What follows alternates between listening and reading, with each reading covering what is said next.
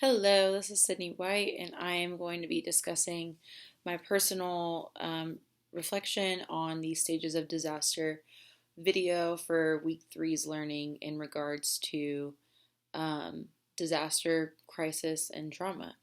Um, Interestingly enough, the first thing that caught my eye with this video was the fact that it was filmed closer to the time of Hurricane Katrina happened. It seemed like it was about anywhere between 5 and 7 years of the disaster happening. Um, in my own personal reflection, um, I remember when Hurricane Katrina happened. I was in fifth grade at the time, living here in Houston, Texas. And so I have a very vivid memory of when Hurricane Katrina happened, and the influx of students that we had come into the school, that, some of them I ended up graduating high school with because they never were able to return home to New Orleans. Um, Additionally, I do remember my own personal experience with Hurricane Rita, which followed shortly after Hurricane Katrina, that also devastated Houston and New Orleans and Lake Charles area again, shortly after Hurricane Katrina happened. Um, that being said, I'll be recalling on a few of those memories in my response to the video today. So, first question that I will be talking about was question one, where it said collective trauma is described as a blow to the basic tissues of social life that damage the bonds attaching people together and impairs the prevailing sense of community. Describe how you might interpret this for someone who just went through a disaster. Um, so, for someone that just went through a disaster, I think that this quote will hold true to them, because collective trauma is essentially defined as a trauma where it impacts every single aspect of your life.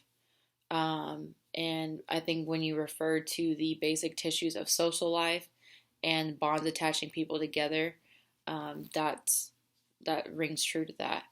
Um, for someone that just experienced a disaster, um, especially when it's early on, it feels as if that disaster is all encompassing. It affects your mentally, physically. It affects your relationships with other people, your ability to interact with people, um, and it's just an all-encompassing type thing. I know this is true for myself and disasters that I have experienced personally in my life, and disasters that have happened to those around me, family members, friends. Um, it becomes hard to relate to people who have not experienced some type of disaster in their own respect. So I think that this quote holds true to those people that have experienced a disaster. The second question that I'm going to be reflecting on is, what kind of impact may the stress of going through a disaster have on a person's mental well-being? Well, I think that's an interesting question because I think that the stress of going through a disaster affects every single aspect of your life, almost like a collective trauma. Um, First off, the disaster is described as involves loss of life, poverty, displacement of people, and requires large scale interventions by organizations or the government. Um, Disasters can be things like mass shootings, they can be things like hurricanes, like in the video where they were referencing Hurricane Katrina. Um, and I think a disaster also um, has to involve several people. Um, Disasters not always follow trauma. Sometimes it's more of a crisis response that happens after a disaster. Um, But I do think that a disaster does affect a person's overall mental well-being. When you experience something that is traumatic, it affects how you eat, how you sleep, and then that also, affects your mental well-being. If you are not receiving any type of counseling services, it is always recommended that you do seek those things. The earlier, the better. And if you can't do it sooner rather than later, later is always an option. I think things can escalate as far as mental well being to despair and depression.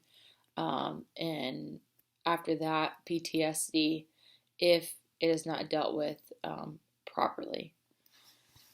Um, the last question that I'll be reflecting on is the recovery process. Has a number of stages. What are these stages, and how and when is a counselor needed throughout a person's recovery? So the first stage is pre-disaster. This is before the disaster even occurs. Obviously, you have your normal state of being and your daily routine with whatever structure that you have in place. You may have prepared for a disaster minimally, but whatever disaster is soon to come, you have not fully prepared for. And so there is this sense of kind of ignorance is bliss type where everything is status quo, everything is good until the disaster occurs. The second is the disaster. And disaster can be anywhere from a few seconds to a few minutes to hours to a few days.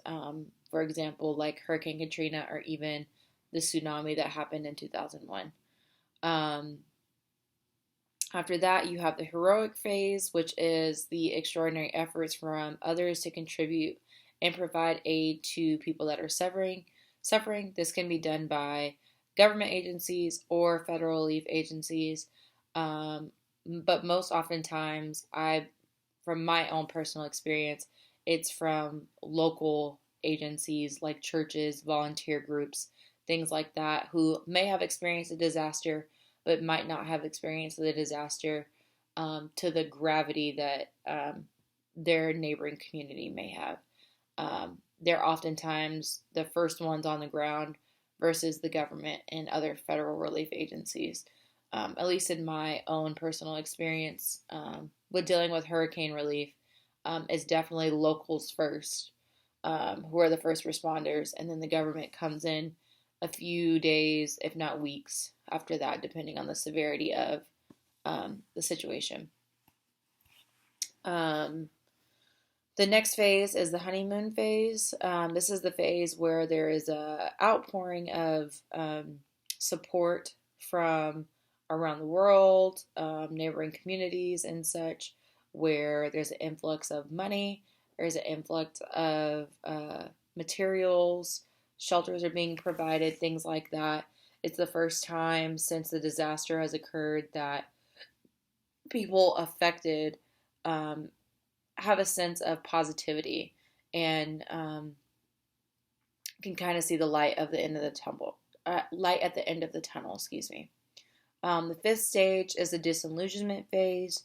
This is the phase in which gravity begins to kind of sink in of what they have actually experienced. I believe sometimes that in the wake of a disaster, the brain does a great job of numbing you to a point where you are in survival mode. And it's not until later when the calm kind of starts to set in that your brain can then process everything that you have been through, everything that you have lost. Sometimes this is a harsh reality for people. I know in my personal experience, it definitely is a wake up call, and it hits you in times where you're least expecting it. But that's the disillusionment phase. And then the last phase is the reconstruction phase, in which Finally, you have come out of the disillusionment phase and you can start to restructure and rebuild and create a new normal. Um, in this, you're realizing what was will never be again, and there is possibility of new things to come in the future. In regards to where counselors might fit into this phase, I believe counselors could be sprinkled into a number of these phases. However, the most influential place where I think counselors would be of greatest help would be in the disillusionment phase. In this phase, there studies have shown that there's an increase in suicide attempts, there's an increase in depression and hopelessness, um, and I think in the moments where you are sitting in the gravity of the situation that has occurred, um, and you can't see a way out of it, that a counselor can help you work through some of those thoughts, and start to formulate a plan of what you can do in the future. Um, so, yeah, that's my reflection on this. If you have any questions, please email me. Thanks.